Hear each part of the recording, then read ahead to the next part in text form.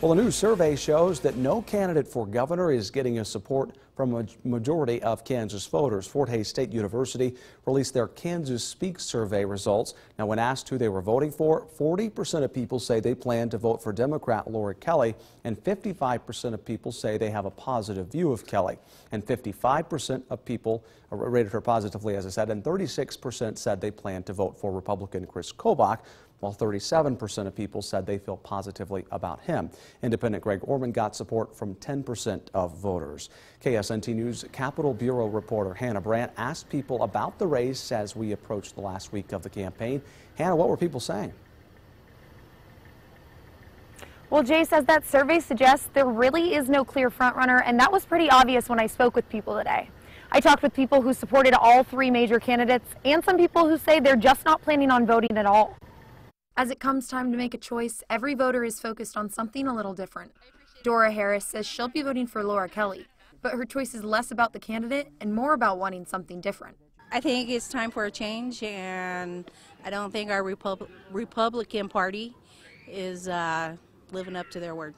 Joseph Mock says he doesn't want to change. In fact, he says he would vote for Governor Collier if he could, but he'll be voting Kobach next week because he thinks he's the next best choice. I probably would tend to lean on some issues a little more with him than I do Kelly. That would probably be the biggest reason. Others like James Halstead are undecided right now. He says he's paying close attention to what the candidates are saying about the issues that he cares about. I'll see who's leaning more towards working class citizens, helping people get ahead out of debt, education for children. And for some, the whole election process has just been exhausting. They say they're annoyed by the constant campaigning, especially when it turns negative. I can't trust the media coverage anymore and things that you see on social media that we have, and I don't know what's true and what's not, so I don't know what's non-biased information.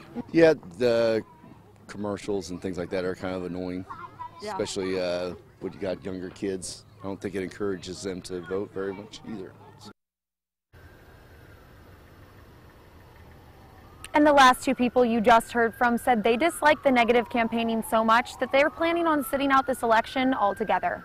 Live from the Capitol, Hannah Brandt, KSNT News. All right, Hannah, thank you very much. We're hoping to dispel some of those misleading claims for you as much as we can. The Kansas Speaks survey that we spoke about earlier also includes voters' opinions on Governor Collier and President Trump. If you want to check out those numbers, we have a link to that at ksnt.com.